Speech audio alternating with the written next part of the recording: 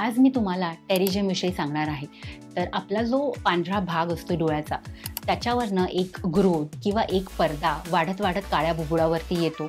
त्रिकोणी आकाराचा तो पडदा असतो, ज्याला आपण टेरिजियम असं म्हणतो। टेरिजियम होण्याचं कारण काय? तर ज्यांचं उन्हामध्ये जास्त काम आहे, उन्हाचं जास्त एक्सपोजर आहे, स्पेसिफिकली यूव्ही रेज वगैरे, अशा माणसांमध्ये टेरिजियमचं प्रमाण जास्त दिसतं। टेरिजियमसाठी करायचं काय? तर टेरिजियम हा कुठलेही ड्रॉप दिल्यानंतर ते टेरिजियम कमी होत नाही किंवा ते जिरत नाही। परंतु जर तो पडदा खूप वाढत असेल आणि वाढत-वाढत तो आपल्या काळ्या बुबुळावरती येत असेल, तर मग मात्र त्याला ऑपरेशन करून काढावं लागतं। तो जो पडदा आहे, तो काळ्या बुबुळावरती चढल्यामुळे चष्म्याचा नंबर येऊ शकतो, ज्याला आपण सिलेंड्रिकल नंबर असं म्हणतो।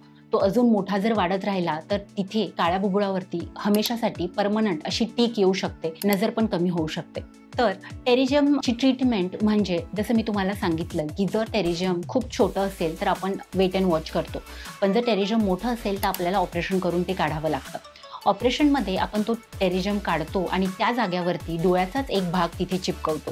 या नवीन पद्धतीने केलेल्या ऑपरेशनमुळे टेरिजियम वारंवार होण्याचे चान्सेस बरेच जास्त कमी होतात। जर तुम्हाला किंवा तुमच्या घरी, आजूबाजूला, फॅमिली, फ्रेंड्स कोणाच्याही काळ्या बुबुळावरती असा एखादा पडदा दिसला, तर त्वरित जवळच्या डोळ्यांच्या डॉक्टरांना कन्सल्ट करा।